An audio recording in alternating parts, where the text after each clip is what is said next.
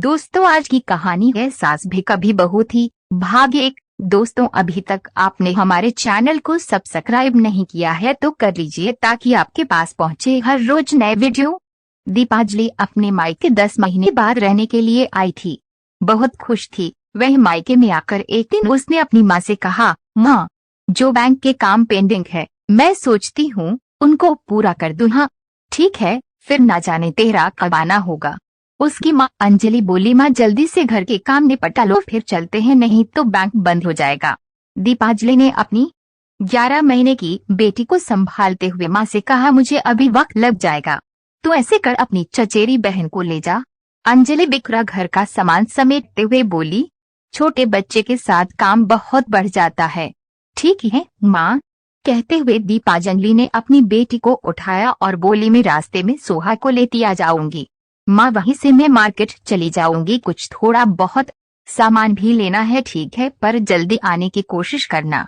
और हाँ, फोन का ध्यान रखना, थोड़ी देर भी हो जाती है फोन उठाने पर तो तुझे मालूम है ना कितना सुनाती है तेरी सास। सारी बातों का ध्यान रखना पड़ता ससुराल में, नहीं तो छोटी छोटी बात का बतंगड़ बन जाता है। बस माँ, बस अब लेक्चर बंद, में ध्यान रखूंगी इस बात की, मुझे आपसे ज्यादा चिंता है। चल मैं तुझे ई रिक्शा में बैठा देती हूँ। सोसाइटी के बाहर ही ई रिक्शा वाले खड़े रहते थे। अंजलि को भी जब मार्केट जाना होता था तो वह भी वहीं से रिक्शा लेकर जाती थी। विश्वास ने ई रिक्शा वाले को बुलाया और उसमें बिठा दिया और घर आकर अपने घरेलू काम निपटाने लगी। कुछ समय बाद अंजलि के फोन की बेल बजी। फोन उसकी समधन का था। हेलो, नमस्कार, अंजलि ने शिष्टाचार निभाते हुए कहा। और कैसे हो, ठीक हो? दीपांजलि कहाँ है? समधन ने तल्ख आवाज में पूछा। मार्केट गई है, अंजलि बोली। मैंने कितने फोन किए, उसने उठाए नहीं, आवाज में गुस्सा था। अंजलि बोली, शायद बेटी के साथ। समधन बात काटते हुए बोली, क्या मेरी बेटी नहीं आती मायके? जी वो शायद। अंजलि बात ही नहीं कर पा रही थी। समधन आवाज को थोड़ा और ऊंचा करते हुए बोली, जिसके हाथ में 24 घंटे फोन रहता है, रसोई का काम करते हुए उसके हाथ में फोन नहीं छूटता। रात में परिवार को खाना खिलाते हुए जिसके हाथों से फोन नहीं छूटता, उसने आज मेरा फोन नहीं उठाया। अंजलि ने बड़ी सहजता से कहा, हो क्या आपको लगता है कि उसने आपका फोन जानबूझकर नहीं उठाया?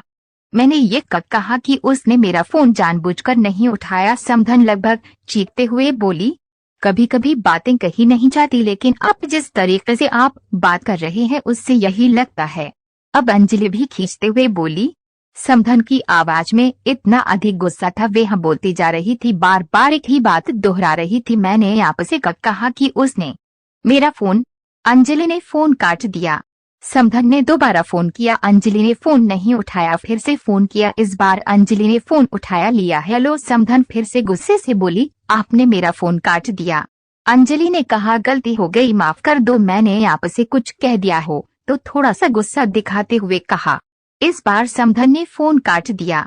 अंजलि सकते में आ गई। उसे समधन का अटपटा व्यवहार मालूम तो था, पर इतनी छोटी सी बात पर वह चुपचाप सोफे पर बैठ गई और आत्ममंथन करने लगी। उसे लगा कि उसे खींचना नहीं चाहिए था, आखिर लड़की दी है। आज अंजलि सोचने लगी, बेटी को जन्म दिया लेकिन उस पर कभी माँ होने का हक नहीं जताया। अच्छा बुरा समझाया लेकिन शक कभी नहीं किया।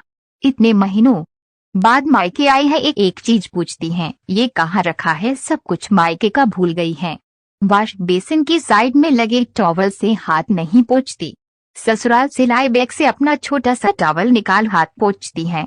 उसके आने पर तो एहसास होता है, ठीक है अब पराई हो गई। मायके से तो पराई हो गई, लेकिन ससुराल में आज भी उसे जगह नहीं मिली। एक फोन न उठाने पर न जाने उसकी सास उसके लिए क्या क्या सोच लिया। फिर ये लोग बहुओं के लिए गलत भ्रांतियां फैलाते हैं। ये नहीं सोचते कि आज वर्तमान में जो हम बहू को दे रहे हैं, कल भविष्य में वही व्यवहार हमसे करेगी। डोर बेल बजते ही वो अपने ध्यान से बाहर आई।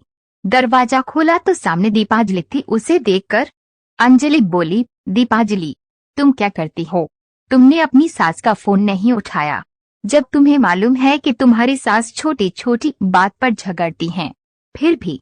नहीं मम्मी, ऐसा कुछ नहीं है, गुड्डू और बेग एक साथ मैनेज नहीं कर पाई। आप ऐसे ही गुस्सा हो रहे हो, मैं अभी फोन कर लेती हूँ। दीपांजलि फोन बैग से निकाला और फोन देखते हुए बोली, एक ही तो फोन आया है और एक फोन देवर का है। आप ऐसे ज्यादा मत सोचिए, मैं अभी फोन करके बात करती हूँ मम्मी से, उसने बड़ी सरलता से बात करते कहा और अपनी सास को फोन किया। सास ने फोन उठाते ही सास बड़े गुस्से से कहा, बहुत इज्जत बना रही है हमारी। दीपांजलि, मम्मी ऐसा क्या हो गया? पर उसकी सास का भड़कता गुस्सा कोई बात सुनने को तैयार नहीं। दीपांजलि डरी सी बोली, अब क्या होगा, ननद से बात करती हूँ, शायद मम्मी को समझा दे। पर बात का बतंगड़ बन चुका था। समधन अपनी बेटी को फोन कर चुकी थी। दीपांजलि परेशान सी हो गई। घर जाते ही एक बड़ा क्लेश होने वाला है। भाई रोहित ने बहन को इतना परेशान होते हुए देखा तो बोला, अरे ऐसा कुछ नहीं होगा। और माँ तू भी न। रोहित ने माहौल को बदलने के लिए बहन की शादी से पहले बातें याद कराते हुए बहन को हंसाने की कोशिश करने लगा।